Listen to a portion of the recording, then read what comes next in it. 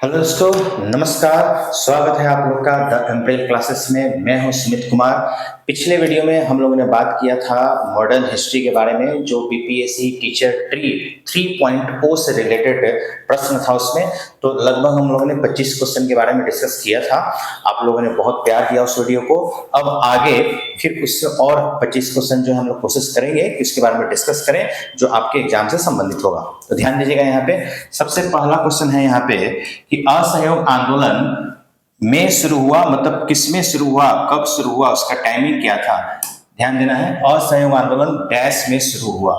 तो डैश में शुरू होने का कहने का अर्थ ये है कि किस ईस्वी में शुरू हुआ। तो ऑप्शन आपके सामने है। पहला ऑप्शन है 1870, दूसरा है 1942, तीसरा 1920, चौथा 1921। तो ये सबको पता है कि असहयोग आंदोलन की शुरुआत का जो जड़ है, वो जड़ क्या था, जालियांवाला बाग हत्याकांड। और जालियांवाला बाग हत्याकांड कब हुआ था? जालियांवाला बाग हत्याकांड कब हुआ था? ये आपको पता है, 13 अप्रैल 1919 को। 13 अप्रैल 1919 को हुआ था।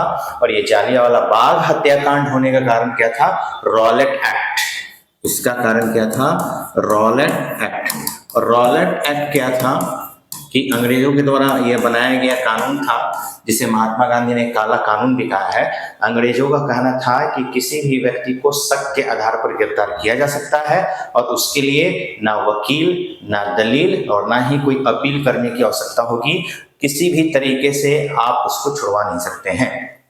इसी एक्ट के तहत दो व्यक्ति, डॉक्टर सतपाल मलिक और सैफुद्दीन किचलू को गिरफ्तार कर लिया गया था।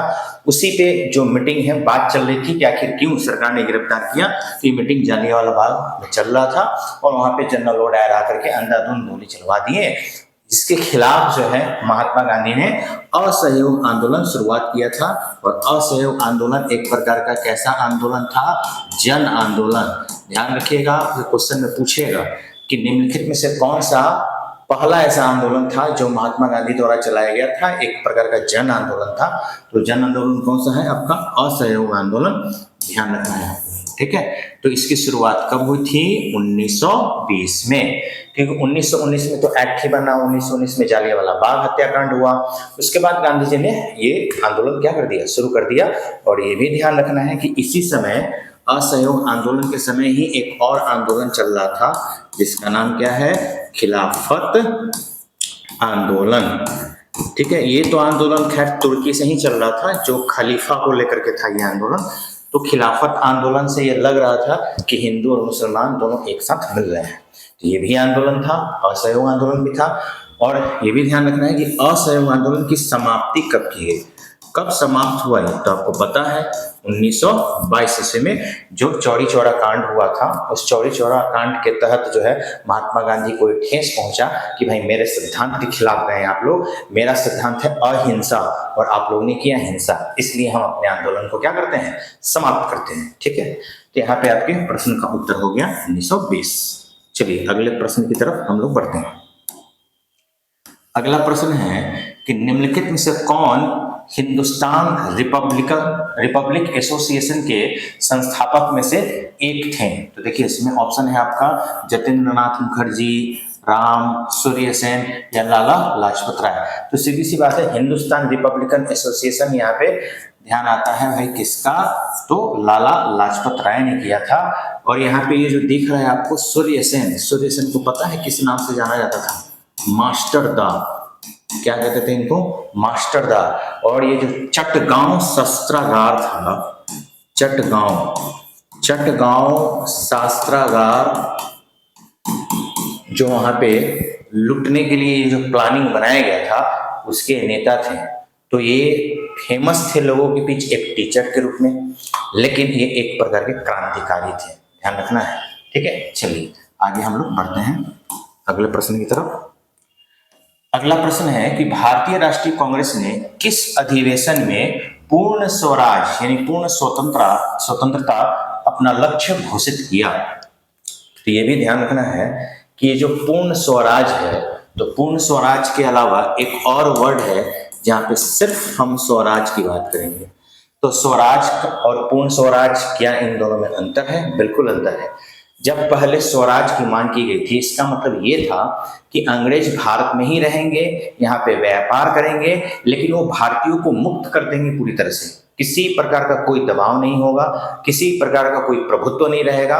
भारत अपने आप से मतलब रखेगा, यानी भारत व्यापारी अपने आप से मतलब रखेंगे और अंग्रेज व्यापारी अपने आप से मतलब रखेंगे।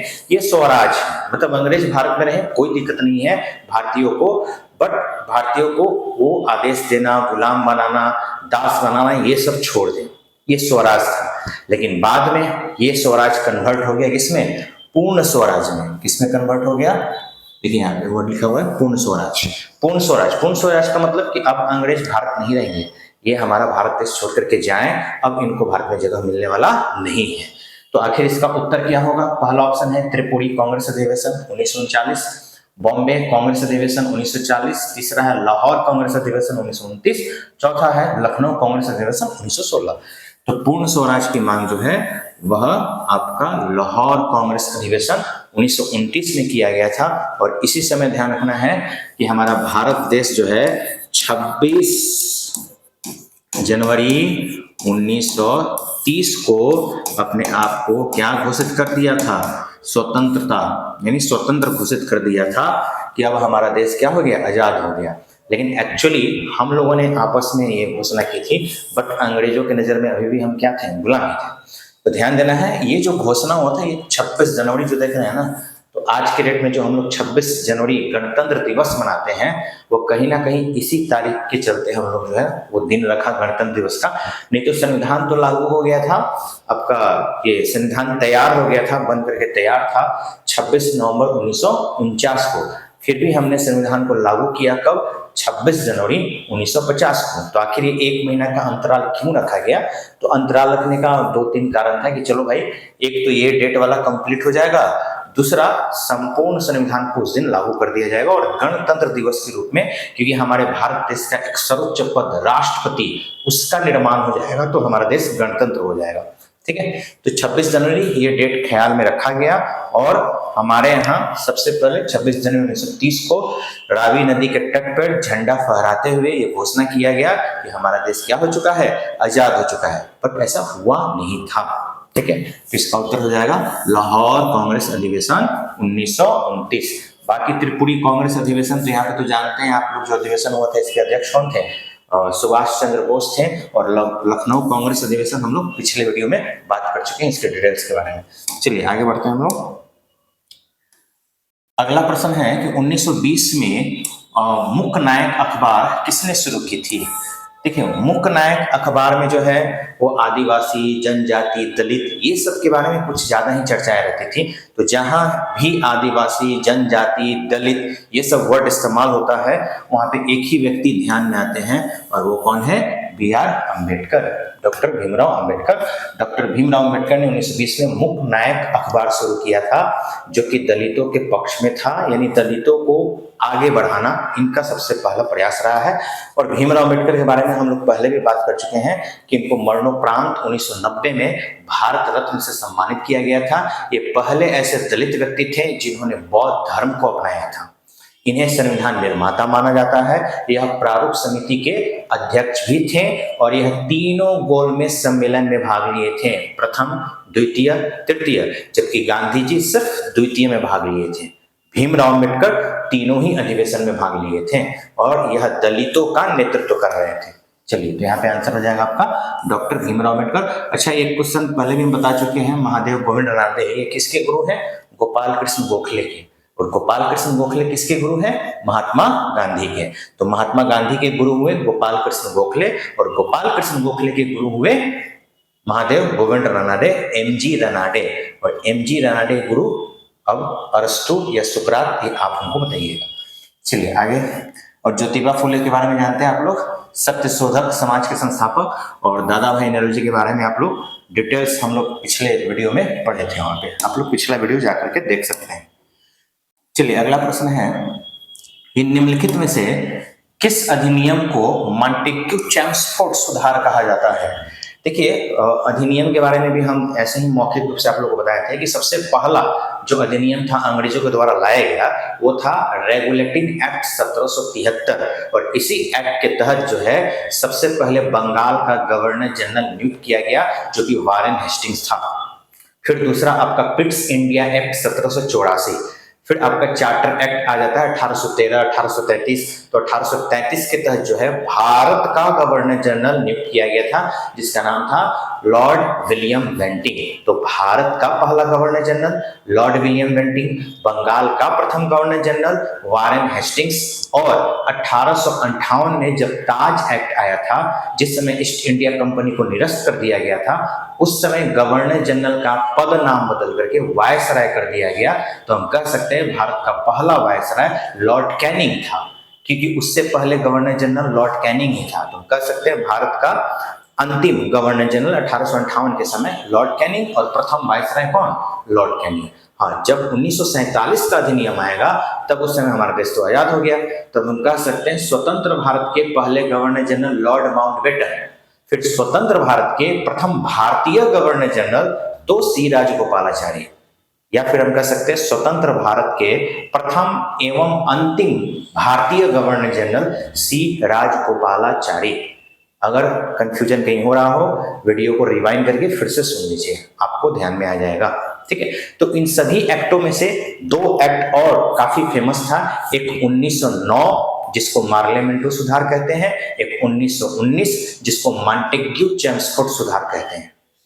ठीक है, तो यहाँ पे आपको अधिनियम ऑप्शन में आपको दिख रहा होगा, यहाँ पे है भारत सरकार अधिनियम 1919। इसमें है कि प्रांत स्तर पे जो है द्वैध शासन प्रणाली शुरू हो गया जो आरक्षित और हस्तांतरित पूरे विषय को दो भाग में बांट दिया गया था, आरक्षित और हस्तांतरित। और सबसे बड़ी बात कि इसमें एक चीज को और डेवलप किया गया और वो क्या था, पृथक निर्वाचन प्रणाली, पृथक निर्वाचन प्रणाली या सांप्रदायिक निर्वाचन प्रणाली, इसका विस्तार किया गया क्योंकि ऑलरेडी यह निर्वाचन प्रणाली जो है 1909 अधिनियम मार्लेमेंटो सुधार के तहत यह प्रणाली आ चुका था, इसमें और इसको विकसित किया गया। ठीक है, साथ ही साथ जो मत देने का अधिकार है उसको विकसित किया गया मत देने का अधिकार, और इसमें महिलाओं को भी अधिकार मिल गया, यानी अब महिला भी जो है मत दे सकती हैं, वोट दे सकती हैं, तो उसको और विस्तारित किया गया। पहले वही लोग वोट दे सकते थे जो ज्यादा पढ़े लिखे हैं, जिनके पास ज्यादा संपत्ति है, सिर्फ वही लोग दे सकते थे, सब लोग नहीं दे सकते थे।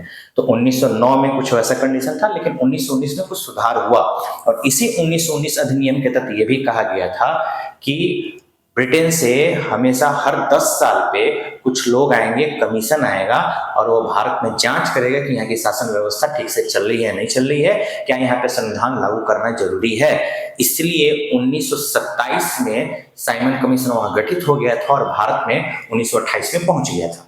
अब आप बोलिएगा सर ये तो 1919 का अधिनियम है, तो 10 साल बाद 1929 में आना चाहिए था, 1929 में ही आना चाहिए था, लेकिन ब्रिटेन में चुनाव होने वाला था, उस चुनाव की वजह से 1 साल पहले भेज दिया गया था। तो भारत में साइमन कमीशन का आगमन कब होता है, 1928 ईस्वी में। ठीक है, बाकी वो आगे हम लोग देखेंगे। तो यहाँ पे उत्तर आपका हो जाएगा भारत सरकार अधिनियम 1919। चलिए अगले प्रश्न की तरफ बढ़ते हैं। अगला प्रश्न है कि 1885 में इंडियन नेशनल कांग्रेस की स्थापना किसकी पहल पर की गई थी, किसकी पहल पर, कौन बोला था कि इंडियन नेशनल कांग्रेस की स्थापना की जाए। ऑप्शन आपके पास है, महात्मा गांधी हैं, ए.ओ. ह्यूम हैं, गोपाल कृष्ण गोखले हैं, बाल गंगाधर तिलक है। बाल गंगाधर तिलक तो भाई कहेंगे नहीं, ये तो गर्म दिमाग के आदमी हैं, ये क्यों बोलेंगे कि हाँ भाई एक ऐसा संस्था बनाओ जिसमें पढ़े लिखे लोग होंगे, ऊंचे तबके के लोग होंगे, सिर्फ रिक्वेस्ट करके आजादी पाना चाहेंगे, तो गर्म दल के थे, तो कहेंगे नहीं। गोपाल कृष्ण गोखले सिर्फ राजनीति से मतलब रखते थे, मतलब वो विचारों वाले एक व्यक्ति थे, उनको ये सब उतना कोई लेना देना नहीं था। महात्मा गांधी वो भी चाहते थे कि ऐसा कुछ हो, लेकिन उनका कांग्रेस टाइप का कुछ एक संगठन हो ये उनके दिमाग में नहीं आया, क्योंकि उस समय गांधी जी का भी फिलहाल एंट्री हुआ नहीं था जब कांग्रेस का गठन हुआ। उस समय गांधी जी कहीं और थे, 1869 में तो पैदा ही हुए, 1869 में। ठीक है, तो आगे देखते हैं यहाँ पे और ऑप्शन क्या दिखता है आपको। एक ऑप्शन बचता है यहाँ पे, ए.ओ. ह्यूम है ना, ए ओ ह्यूम, ये ए ओ ह्यूम इन्होंने ही रिक्वेस्ट किया था भारतीयों से कि एक कांग्रेस, एक संगठन, एक इंस्टीट्यूट की स्थापना होनी चाहिए जो आज़ादी की लड़ाई लड़े। जैसे हुआ क्या था, एक्चुअली आपको पता है कि 1857 में कौन सा विद्रोह हुआ था? सिपाही विद्रोह हुआ था। हालांकि एक तरह से इसको देखा जाए तो ये सिर्फ सिपाही विद्रोह तक सीमित नहीं था, क्योंकि इसमें सिपाही के अलावा महिला, मजदूर, बुजुर्ग सब लोग शामिल थे, किसान भी थे, मजदूर भी थे। तो एक इसको जन आंदोलन कहा जा सकता है। सिपाही विद्रोह तो इसलिए कह दिया जाता है कि सिपाहियों द्वारा शुरू हुआ था और काफी सिपाही इसमें शामिल भी हुए थे। लेकिन धीरे धीरे जैसे जैसे ये विद्रोह आगे बढ़ा, कई सारे लोग इसमें शामिल होते चले गए। ठीक है, सभी वर्ग के लोग इसमें शामिल हुआ करते थे। तो 1857 में जो विद्रोह हुआ, इस विद्रोह में अंग्रेजों को दांतों तले चने चबाना पड़ा था, लेकिन भारतीयों को भी काफी ज्यादा लॉस हुआ था और भारतीयों को यह बात समझ में आ गया था कि युद्ध करके तो हम अंग्रेजों से नहीं जीत सकते हैं, क्योंकि युद्ध करेंगे तो उनके पास हथियार ज्यादा है, उनके पास सैनिक की संख्या ज्यादा है, बट हमारे पास उतनी संख्या ज्यादा नहीं है। तो इसलिए कुछ ऐसा विचार करना पड़ेगा, ऐसा संस्था जो कि आदर पूर्वक, सम्मान पूर्वक रिक्वेस्ट करके हम आजादी को प्राप्त कर सके। तो कुछ ऐसा विचार था ए ओ ह्यूम का। तो इन्होंने कहा कि एक संगठन की स्थापना करनी चाहिए। तो 1885 में इंडियन नेशनल कांग्रेस की स्थापना की गई। किसके सजेशन से? ए ओ ह्यूम से। ठीक है, ए ओ ह्यूम के सजेशन से। ठीक है, और आपको पता होना चाहिए कि यह जो कांग्रेस की स्थापना हुई 1885 में कहां पे हुआ था? ये गोकुल दास तेजपाल, मुंबई के गोकुल दास तेजपाल संस्कृत महाविद्यालय में हुआ था। और जब यह स्थापना हो रहा था तब उस समय कितने प्रतिनिधियों ने भाग लिया था? 72 प्रतिनिधियों ने भाग लिया था। और उस समय जो प्रथम अध्यक्ष बनाए गए वो कौन थे? कांग्रेस के प्रथम अध्यक्ष कौन थे?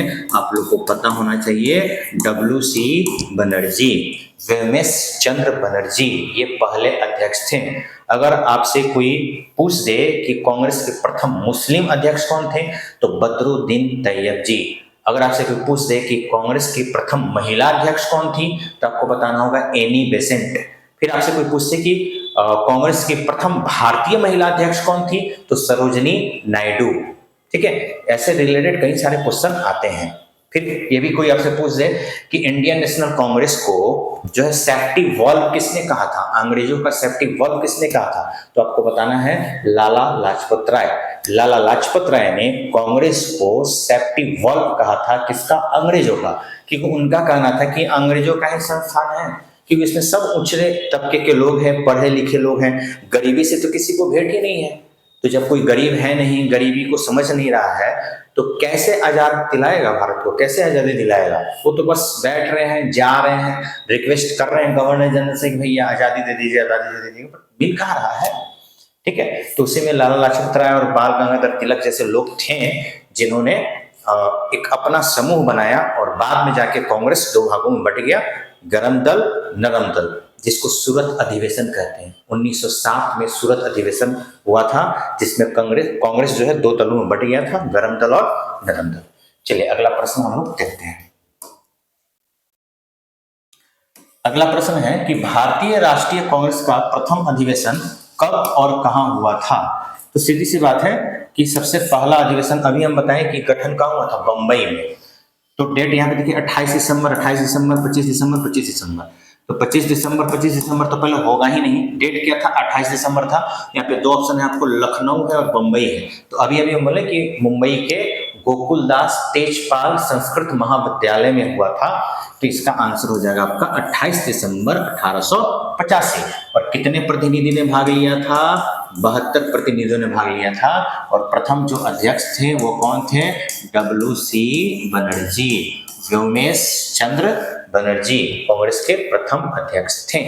ठीक है, चलिए आगे हम लोग बढ़ते हैं। कांग्रेस के प्रथम अधिवेशन की अध्यक्षता किसके द्वारा की गई थी? लीजिए क्वेश्चन आपके सामने रह गया। तो अभी अभी हम लोग डिस्कस किए थे यहाँ पे कि व्योमेश चंद्र बनर्जी कौन? WC बनर्जी कांग्रेस के प्रथम अध्यक्ष थे। प्रथम मुस्लिम अध्यक्ष पूछा जाए तो आप क्या बताइएगा? बदरुद्दीन तैयब जी। अगर आपसे पूछा जाए प्रथम महिला अध्यक्ष कौन? Annie Besant. अगर आपसे पूछा जाए प्रथम भारतीय महिला अध्यक्ष तो क्या बताइएगा? सरोजनी नायडू। चलिए, बहुत ही होशियार हैं आप लोग। आगे देखते हैं। अगला प्रश्न है कि आर्य समाज के संस्थापक कौन है? आर्य समाज, तो यहाँ पे देख लीजिए आपका बाल गंगाधर तिलक, राजा राम मोहन राय, स्वामी दयानंद सरस्वती, स्वामी विवेकानंद। तो सारे लोग आप आंसर दीजिएगा स्वामी दयानंद सरस्वती, क्योंकि जो राजा राम मोहन राय थे ये ब्रह्म समाज के संस्थापक थे। ठीक है, राजा राम मोहन राय कौन से समाज के? ब्रह्म समाज के संस्थापक थे और आधुनिक भारत के पुनर्जागरण का पिता कहा जाता है राजा राम मोहन राय को। राजा राम मोहन राय ऐसे व्यक्ति हैं जिन्होंने कौन से प्रथा को समाप्त किया था? तो सती प्रथा को समाप्त किया था इन्होंने। ठीक है, और सती प्रथा एक तरह के कुप्रथा था हमारे भारत देश में। 1829 में राजा राम मोहन राय किसके साथ मिलकर के? लॉर्ड विलियम बेंटिंग के साथ मिलकर राजा राम मोहन राय ने सती प्रथा जैसे कुप्रथा को क्या किया था? समाप्त किया था। लेकिन कानून ही लागू हुआ था, पूरे भारत देश में खत्म नहीं हो गया था। कानून लागू किया गया था कि अगर इस प्रकार की कोई घटना होती है तो इसको जो है गैर कानूनी माना जाएगा, इसलिए आप लोग ऐसा कोई कार्य ना करें। लेकिन कोई भी कानून ला लीजिए, जब तक यहां से नहीं हटेगा तब तक हटने वाला नहीं है। जैसे आप ही देख लीजिए आज के डेट में दहेज प्रथा को लेकर के कितने सारे कानून बने हैं, क्या दहेज खत्म हो गया? बाल विवाह को लेकर के कितने सारे कानून बने हैं, बट आज भी बाल विवाह होता है। या फिर आप देख लीजिए इस चीज को लेकर के, शराबबंदी को लेकर के देखिए, कानून तो बन गया लेकिन क्या लोग शराब पीना छोड़ दिया है? शराब मिल ही रहे हैं, लोग पी भी रहा है। ठीक है, तो कानून बनाने से तो नहीं होता है, ठीक है एक तरह से बन गया, लेकिन लोगों के मानसिकता को जब तक नहीं चेंज किया जाएगा तब तक कुछ होने वाला नहीं है। ये योजना पे योजना आते रहेगा, मानसिकता जब तक नहीं बदलेगा तब तक कुछ बदलने वाला नहीं है। चलिए अगले प्रश्न की तरफ हम लोग बढ़ते हैं। अगला प्रश्न है कि दक्षिण शिक्षा समाज की स्थापना किसके द्वारा की गई थी? दक्षिण शिक्षा समाज, तो दक्षिण शिक्षा समाज से जुड़े हुए थे कौन? हमारे भाई साहब बाल गंगाधर तिलक। दक्षिण शिक्षा एक तरह से देखिएगा आज के डेट में जो दक्षिण भारत है वो आपको दिखेगा एक तरफ पूरा ब्राह्मण है और दूसरी तरफ शूद्र है। दो ही कैटेगरी के लोग ज्यादातर दिखेंगे। तो शूद्रों को अगर पढ़ाई लिखाई नहीं जाएगा, उनको शिक्षा नहीं दी जाएगी, तो भाई उनको ज्ञान की प्राप्ति कैसे होगी? ठीक है, सब लोग तो गौतम बुद्ध बनेंगे नहीं, तो उनको भी शिक्षा की आवश्यकता है। तो दक्षिण शिक्षा समाज, उससे संबंधित ब्राह्मणों की संख्या काफी ज्यादा थी, उनका काफी ज्यादा योगदान रहा है इस चीज में भी। तो ध्यान रखना, इसका आंसर हो जाएगा आपका बाल गंगाधर तिलक। नेक्स्ट, स्वतंत्रता मेरा जन्मसिद्ध अधिकार है, मैं इसे लेकर रहूंगा, यह शब्द किसका था? तो सुरेंद्रनाथ बनर्जी, फिरोज शाह मेहता, बाल गंगाधर तिलक या लाला लाजपत राय? तो यहाँ पे आपका वही फिर आंसर हो जाएगा बाल गंगाधर तिलक कि स्वतंत्रता मेरा जन्मसिद्ध अधिकार है, मैं इसे लेकर रहूंगा। यह कथन किसने कहा था? बाल गंगाधर तिलक। जबकि लाला लाजपत राय का जो कथन था, जब साइमन कमीशन आया था और ये लाहौर में विरोध कर रहे थे साइमन कमीशन का, तब इनके सर पे लाठी पड़ा था। तो लाठी से संबंधित याद कीजिए इनका नारा कौन सा था, अभी मिलेगा क्वेश्चन आगे। चलिए अगला प्रश्न हम लोग देख लेते हैं। अगला प्रश्न है कि अमेरिका में गदर पार्टी की स्थापना किसने की थी? देखिए गदर पार्टी खास करके अमेरिका में ये सब स्वतंत्रता आंदोलन से जुड़े हुए थे, एक तरह के सब क्रांतिकारी थे। तो लाला जो हरदयाल थे, लाला हरदयाल काफी प्रसिद्ध व्यक्ति रहे हैं, खास करके स्वतंत्रता आंदोलन को लेकर के। हर विदेश में जो है कहाँ नहीं इन्होंने जो है स्वतंत्रता आंदोलन को फैलाया है, कहाँ नहीं क्रांतिकारी को बनाया है। तो बहुत ही प्रसिद्ध व्यक्ति रहे हैं। तो इनका आंसर हो जाएगा लाला हरदयाल। ऑप्शन में दिख रहे हैं, दिख रहे हैं, पहले ही ऑप्शन में है लाला हरदयाल। तो अमेरिका में गदर पार्टी की स्थापना किसके द्वारा की गई थी? लाला हरदयाल। ध्यान रखना है आप लोग को।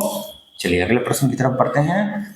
अगला प्रश्न है कांग्रेस के उदारवादी व उग्रवादी नेताओं में वास्तविक रूप में विभाजन किस अधिवेशन में हुआ था? देखिए ना, उदारवादी, उदारवादी का मतलब हो गया आपका नरम दल, उग्रवादी, उग्रवादी का मतलब हो गया गरम दल। तो हम लोग तो पहले से बात ही कर रहे थे, गरम दल, नरम दल।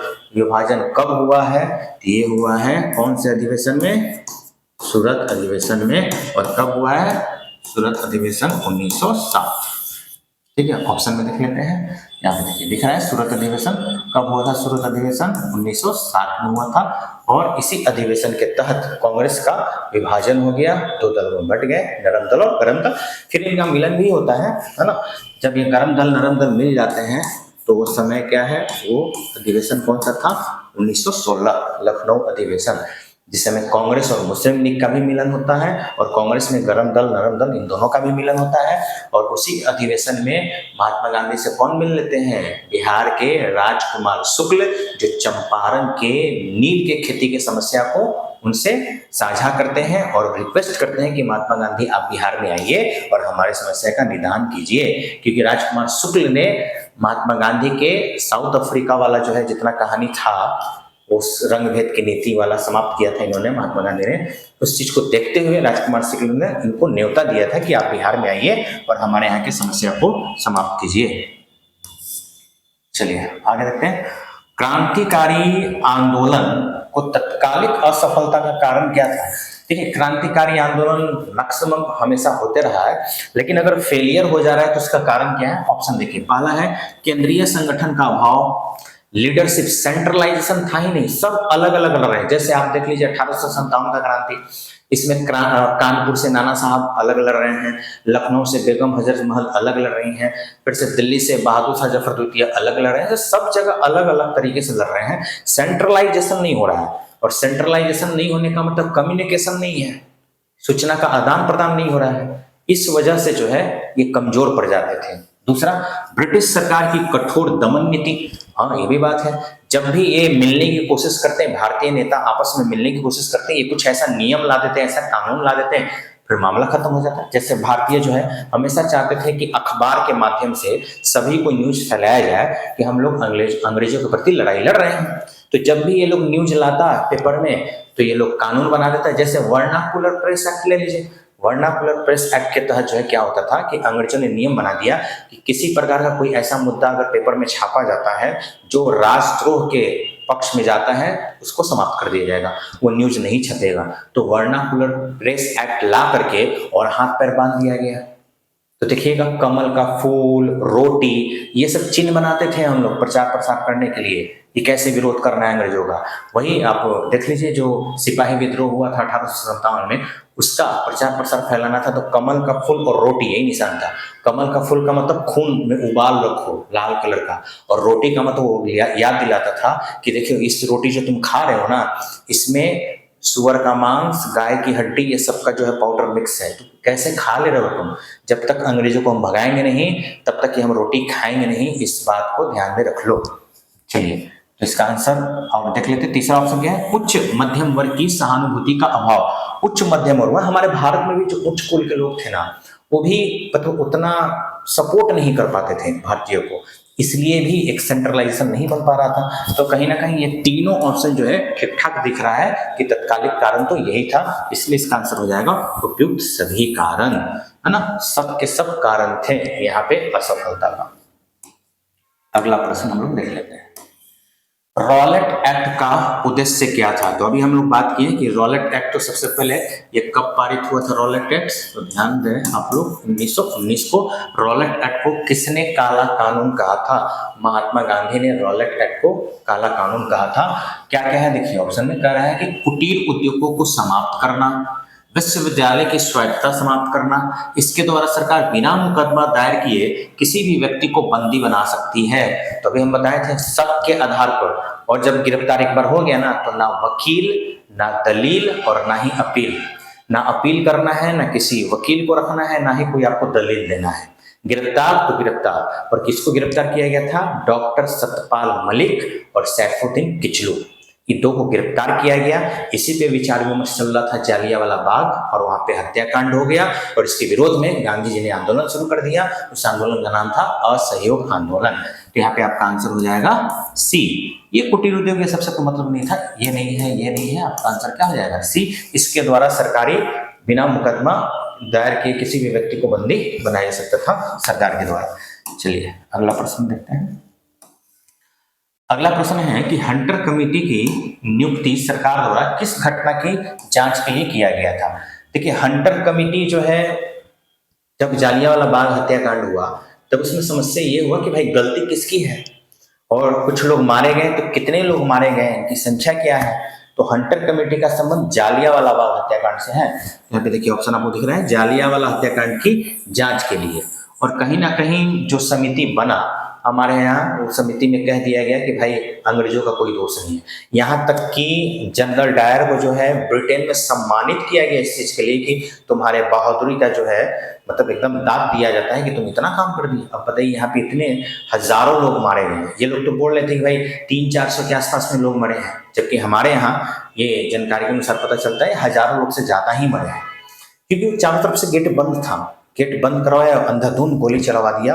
एक कुआं है, उस कुएं में लोग कूद रहे थे जान बचाने के लिए, लेकिन जान बचाने के लिए कूद रहे थे और सब मर ही रहा था, एक दूसरे के ऊपर सब खुदक रहा था, तो जान तो जाएगा नहीं, वहां पे एक भी आदमी नहीं बचा, सब के सब मारे गए। यहाँ पे आपका आंसर हो जाएगा जालियांवाला बाग हत्याकांड। अगला प्रश्न है, असहयोग आंदोलन के प्रस्ताव के अनुसार आंदोलन का कार्यक्रम क्या था। देखिए असहयोग आंदोलन वही बात है कि 1920 में जो हुआ था। असहयोग मतलब अंग्रेजों का सहयोग नहीं करना है।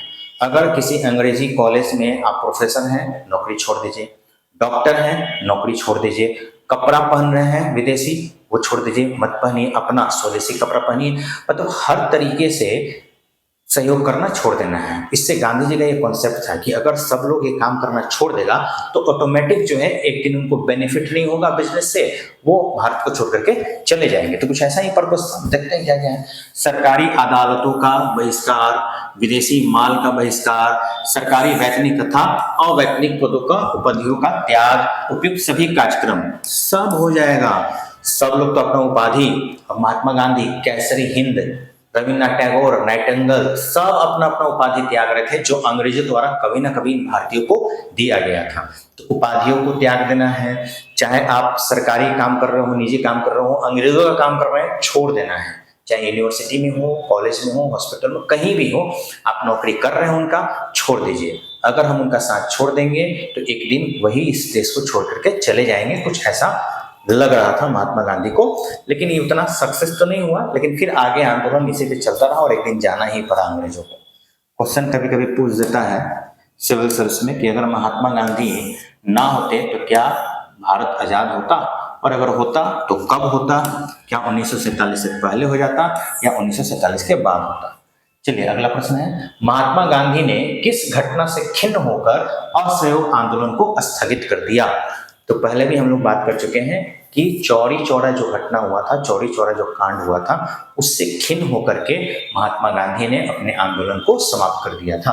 तो पहला है विदेशी वस्त्रों की होली जलाने की घटना से, प्रिंस ऑफ वेल्स के बहिष्कार की घटना से, अदालतों के बहिष्कार की घटना से, चौरी चौरा कांड के कारण। तो चौरी चौरा कांड जो है 1922 में होता है, 12 फरवरी, डेट जो है 12 फरवरी 1922 में होता है। सुभाष चंद्र बोस को थोड़ा सा इसमें प्रॉब्लम आया था, समस्या आया था कि उन्होंने कहा था कि अभी तो हम लोग का जो जोश है, जो क्रांति है, वो चरम सीमा पे आ रहा था और उसी समय आपने आंदोलन को क्या कर दिया, समाप्त कर दिया। भगत सिंह भी थे उस समय, बड़ी हुए दुखित हुए थे, अभी छोटे ही थे, वो भी दुखित हुए थे कि भाई क्यों आंदोलन को समाप्त कर दिया गया, नहीं होना चाहिए था। लेकिन गांधी जी के सिद्धांत का बात था। गांधी जी ने कहा था मेरा सिद्धांत क्या है, अहिंसा, और आप लोगों ने क्या कर दिया, हिंसा। इसलिए इस आंदोलन की समाप्ति की घोषणा कर रहे थे। अच्छा, यही कहीं ना कहीं पावर भी था गांधी जी का। इसी पावर के कारण तो अंग्रेज डरते थे कि जो ये बात बंदा बोल रहा है वो हो के ही रहेगा। चलिए अगले प्रश्न की तरफ बढ़ते हैं। अगला प्रश्न है कि स्वराज दल का कार्यक्रम क्या था, क्या करना चाहते थे स्वराज दल। तो स्वराज पार्टी तो आपको पता है, एक तरह से स्वराज पार्टी के गठन मोतीलाल नेहरू और चित्तरंजन दास ने मिलकर के किया था। तो देखिए, पहला बजट को रद्द करना, ठीक है, नौकरशाही को शक्तिशाली बनाने वाले प्रस्तावों का विरोध करना, समस्त प्रभावशाली स्थानों पर अधिकार करना, सब के सब था। तो उपयुक्त सभी कार्यक्रम जो है वो स्वराज दल के उससे रिलेटेड था, उससे संबंधित था। सब के सब कार्यक्रम जो है उनके अपने उद्देश्य में प्रस्तावित था कि ये सारा काम हमें करना है। चलिए अगला प्रश्न है, यह रिपोर्ट रद्दी कागजों की ढेर में रखने योग्य है। साइमन रिपोर्ट के संबंध में यह कथन किसका है, सर शिवा स्वामी अय्यर, सर शफाक अहमद खां, या मिस्टर एंड्रूज, या पी.ई. रॉबर्ट्स। देखिए यह रिपोर्ट रद्दी कागजों की ढेरी में रखने योग्य है। साइमन रिपोर्ट के अनुसार संबंधित ये कथन किसका है? तो देखिए साइमन कमीशन भारत में कब आया था? 1927 में आया था। साइमन कमीशन का उद्देश्य क्या था कि वही भारत में आए, यहाँ पे रिपोर्ट वगैरह की जांच करे, जांच करने के बाद अगर उसको लगता है कि यहाँ पे संविधान बनाना है, निर्माण करना है तो कर सकते हैं। बट भारत ने इसका विरोध क्यों किया? क्योंकि साइमन कमीशन में टोटल 7 सदस्य थे और सातों के सातों क्या थे? अंग्रेज। तो कोई भारतीय क्यों चाहेगा कि भाई सब के सब अंग्रेज हो और वही संविधान का निर्माण करे? ठीक है, तो यहां से हम आपको एक होमवर्क देना शुरू कर रहे हैं और इस होमवर्क में सबसे पहले ये है कि आपको अपने नोटबुक में लिखना है साइमन कमीशन के बारे में कि साइमन कमीशन कब भारत आया, साइमन कमीशन का विरोध किसने किसने किया और साइमन कमीशन ने जो रिपोर्ट बनाया उसे रद्दी कागज किसने कहा। तो ये आप हमको कमेंट बॉक्स में जरूर बताइएगा, अदरवाइज हम आपको अगले वीडियो में इसका एक्सप्लेनेशन कर देंगे।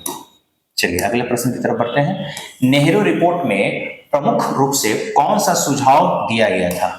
तो पहला ऑप्शन है, नेहरू रिपोर्ट जानते हैं आप लोग, नेहरू रिपोर्ट जो है 1929 में बनाया गया था। वही साइमन कमीशन जो आया, जब उसके रिपोर्ट को हम लोगों ने डिक्लाइन कर दिया तो ब्रिटिश सरकार ने कहा कि काम कीजिए, जब आप मेरे से संविधान नहीं चाहते हैं तो अपना एक रिपोर्ट तैयार करके दीजिए। तो मोतीलाल नेहरू ने कहा कि ठीक है हम बना करके देंगे। तो मोतीलाल नेहरू की अध्यक्षता में एक रिपोर्ट गठित किया गया, इसे नेहरू रिपोर्ट के नाम से जानते हैं और 1929 में बन के तैयार था। तो उसमें प्रमुख रूप से कौन कौन से सुझाव दिए गए थे? पहला, भारत को तुरंत औपनिवेशिक स्वराज प्रदान किया जाए। औपनिवेशिक स्वराज, औपनिवेशिक का मतलब होता है कि कोई दूसरा देश किसी अन्य देश के राजनीतिक, आर्थिक, सामाजिक रूप से क्या बना चुका हो, उसको गुलाम बना चुका हो। तो यहाँ पे स्वराज प्रदान किया जाए, ठीक है। प्रांतों में उत्तरदायी शासन की स्थापना, प्रांतों में उत्तरदायी शासन मतलब एक रिस्पॉन्सिबल गवर्नमेंट की स्थापना की जाए। केंद्र और प्रांतों के मध्य शक्ति का विभाजन, केंद्र का क्या शक्ति है, राज्य का क्या शक्ति है, इसका विभाजन। जैसे आज के डेट में संविधान में हम लोग पढ़ते हैं ना, केंद्र सूची, राज्य सूची और समवर्ती सूची, तीनों सूचियां हैं, तीनों अलग अलग लिस्ट कि केंद्र सूची का जो विषय है उस पर संसद कानून बनाएगा, राज्य सूची का जो विषय है उस पर विधानमंडल कानून बनाएगा, और जो केंद्र और राज्य दोनों में सम्मिलित है, मतलब दोनों सरकार कानून बना सकती है, उस प्रकार के विषय को समवर्ती सूची में रखा गया है। जैसे समवर्ती सूची का एग्जाम्पल शिक्षा पे दोनों ही कानून बना सकते हैं। लेकिन ये भी ध्यान रखना है कि अगर दोनों के कानून में विवाद हो जाए तो उसमें केंद्र सरकार का ही कानून क्या माना जाएगा? सही माना जाएगा या प्रभावित माना जाएगा। तीसरा है केंद्र प्रांतों में शक्ति का विभाजन, ठीक है। तो तीनों ही इसमें सही हो जाएगा। तो उपयुक्त सभी सुझाव क्या है? सही है, जो कि नेहरू रिपोर्ट में दिया गया था। चलिए अगला प्रश्न है, कांग्रेस द्वारा पूर्ण स्वाधीनता का प्रस्ताव कब और कहां पारित किया गया? तो अभी अभी हम लोग बात किए थे, पूर्ण स्वाधीनता कहिए या पूर्ण स्वराज कहिए, ठीक है, या पूर्ण स्वतंत्रता कह लीजिए। तो आपका आंसर हो जाएगा 31 दिसंबर 1929 को लाहौर अधिवेशन में, ठीक है। कौन से अधिवेशन में? लाहौर अधिवेशन में। अगला ऑप्शन है दिसंबर 1928 को कलकत्ता अधिवेशन में, 1922 के गया अधिवेशन में, उपयुक्त में से कोई नहीं, ठीक है। तो 31 दिसंबर 1929 को लाहौर अधिवेशन में पूर्ण स्वाधीनता का प्रस्ताव पारित किया गया था। आगे देखते हैं, महात्मा गांधी द्वारा डांडी समुद्र तट पर नमक कानून का उल्लंघन कब किया गया?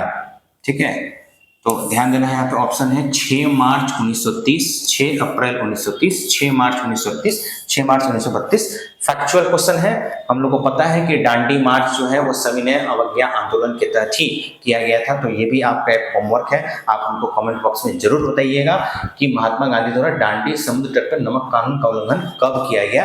फैक्चुअल क्वेश्चन है, इसमें से आपको देख करके बताना है कि इसका आंसर क्या होगा, ठीक है। चलिए अगला प्रश्न की तरफ हम चलते हैं। लंदन में ब्रिटिश सम्राट द्वारा प्रथम गोलमेज सम्मेलन का उद्घाटन कब किया गया? देखिए लंदन की बात है तो हमारे यहाँ तो पता है कि भाई 1930 में पहला, 1931 में दूसरा और 1932 में तीसरा हुआ था। बट यहाँ पे क्या है, लंदन में ब्रिटिश सम्राट द्वारा प्रथम गोलमेज सम्मेलन का उद्घाटन कब किया गया? तो जब वहां उद्घाटन हुआ, हमारे यहाँ सम्मेलन हुआ, तो आंसर हो जाएगा आपका 12 नवंबर 1930 को, ठीक है। उसी समय प्रथम गोलमेज सम्मेलन भी हो गया। आपको पता है प्रथम, द्वितीय और तृतीय तीनों गोलमेज सम्मेलन में भाग लेने वाले व्यक्ति कौन है? डॉक्टर भीमराव अंबेडकर और महात्मा गांधी सिर्फ एक ही बार लिए थे, वो भी द्वितीय गोलमेज सम्मेलन में। और उसमें भी डॉक्टर भीमराव अंबेडकर जो है उन्होंने दलितों का समर्थन किया था, यानी दलितों के नेता वहां पे बने हुए थे, दलितों का नेतृत्व उन्होंने किया था। नेक्स्ट है जो आप लोग को इसमें भी हम होमवर्क देंगे कि मैकडोनाल्ड अवार्ड के किस प्रावधान से गांधी जी को बहुत आघात पहुंचा था?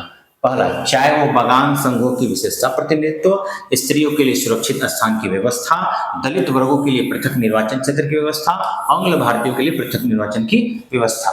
देखिए मैकडोनाल्ड ये कह रहे थे ना कि जितने दलित लोग हैं, एक तो ये लोग मुस्लिम के लिए अलग से निर्वाचन बना ही दिए थे, सिख ईसाई सबके लिए बना दिए थे, अब इन्होंने लास्ट टारगेट किया था किसका? दलितों का। और कहीं ना कहीं भीमराव अंबेडकर भी इसमें जो है हामी भर दिए थे, बट बाद में उन्होंने भी समझे, पूना समझौता जो हुआ था जेल में गांधी जी के साथ, तो उस पूना समझौता में ये बातें हो गई थी। गांधी जी ने कहा था कि भाई अगर तुम इसमें समर्थन करोगे तो हम तुम्हारे साथ नहीं है। तो भीमराव अंबेडकर समझ गए थे बातों को, वो नेग्लेक्ट कर दिए थे। तो यहाँ पे जो मैकडोनाल्ड है, मैकडोनाल्ड अवार्ड है, ये अवार्ड जो है ये घोषित करता था कि जो दलित है, दलित वर्ग के लिए पृथक निर्वाचन क्षेत्र की व्यवस्था की जाए।